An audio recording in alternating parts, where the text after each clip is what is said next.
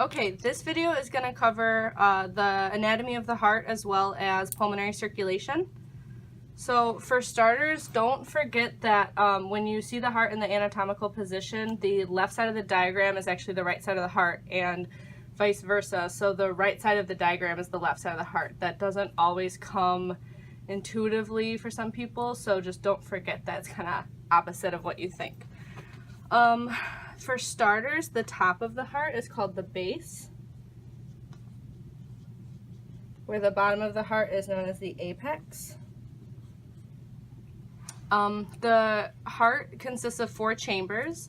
The top 2 chambers are known as the atria, while the bottom 2 chambers are known as the ventricles. Separating the atria from the ventricles are the Atrioventricular valves.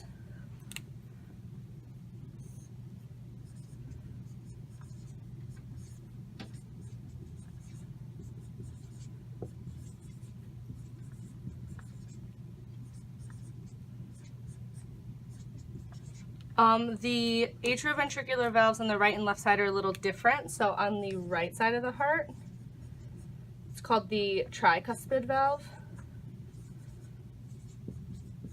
which means it has like 3 pieces or components to it. And then on the left, it's called the bicuspid valve, which means it has 2 pieces.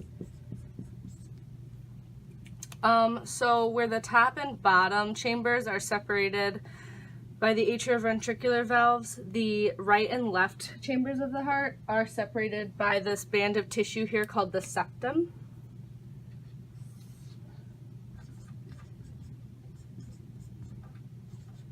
So that's how the chambers are arranged. Let's talk about the layers of the heart next. So you have this pink here outer lining that covers the entire outer surface of the heart. That's known as the visceral pericardium.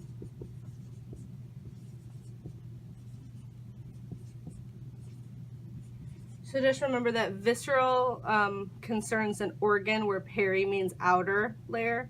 Cardium always has to do with heart. The next layer is the myocardium, or the cardiac muscle.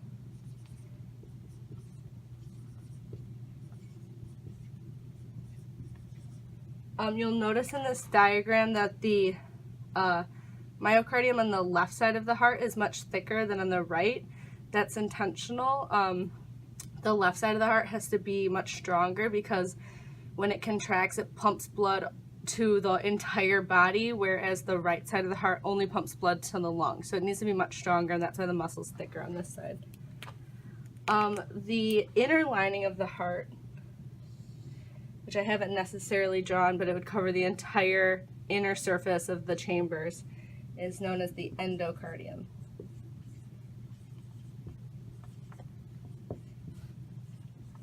So those are the 3 layers there.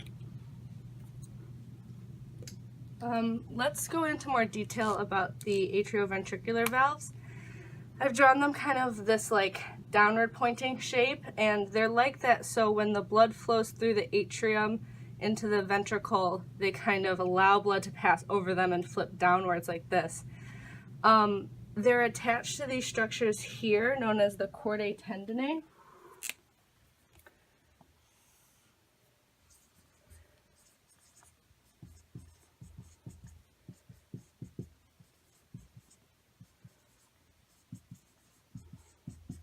And these are kind of like fibrous strings that attach the valves to the papillary muscles here, which are just sort of large kind of mounds of muscles on the lining of the ventricle walls that anchor the tendae papillary, or chordae tendineae. So this right here, these chordae tendineae anchor the valves to the walls of the ventricle, so when the blood, when the heart contracts, the blood doesn't flow back up into the atrium. These valves then close, and they can't flip inwards because they're constricted by these strings here. So that keeps the blood where it's supposed to be, inside the ventricle, and forces it only out into the main vessels like the aorta or the pulmonary arteries. and not into the atrium. So this is a little more easy to understand if we took a cross section of the valve. So if you're looking right here and cut it this way, when they're open like this, you just kind of see two little things on either side, and blood can pass through this space, push against it like this. When the blood forces back up against it, they would close, and you'd see something like this. So the blood can't penetrate this because they've sealed shut, and that's the method on how it keeps the blood inside the ventricles instead of going back into the atrium. Similarly, we can talk about the semilunar valves here. And the semilunar valves are found in both the aorta and the pulmonary trunk. So the semilunar valves kind of are the shape of a pocket. So if you took, like, imagine a shirt pocket, all the edges of this pocket right here are sealed to the wall of the vessel. So this top edge right here, though, is free. So if you imagine running your hand over a pocket, if you went up like this, it'd be smooth and you could run your hand right over it and you'd have no problem. If you ran your hand in this direction, you could get caught inside the pocket. And that's exactly what happens with blood.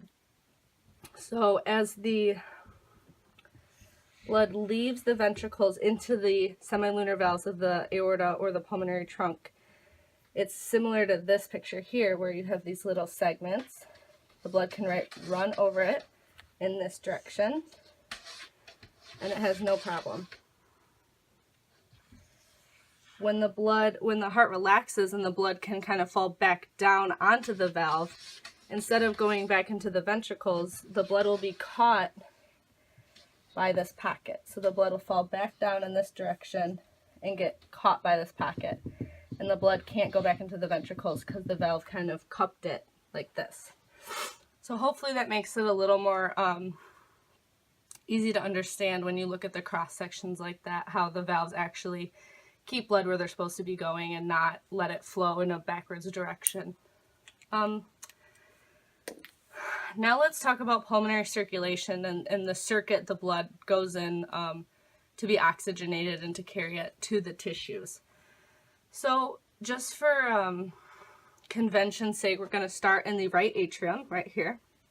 Deoxygenated blood will flow from all the tissues in the body into the right atrium through the inferior vena cava,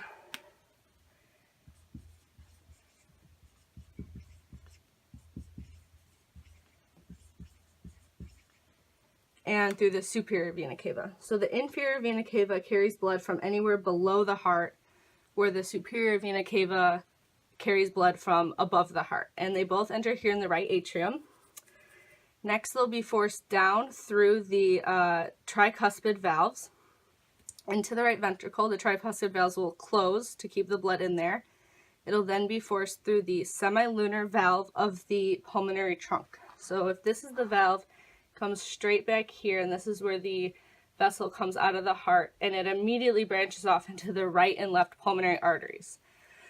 Once there, it'll go through a series of other vessels, which I didn't draw, but the important part is that it'll end up in a capillary bed in your lungs. Once it reaches this capillary bed, gas exchange will occur, and the blood will go from deoxygenated to oxygenated. Once the blood has the oxygen it needs, it'll return back from the lungs through the pulmonary veins and enter the heart at the left atrium.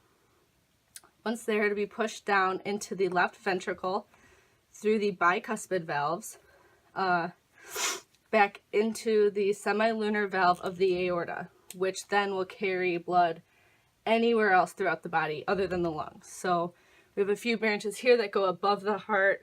The rest of it will be carried down the descending aorta into the rest of the body.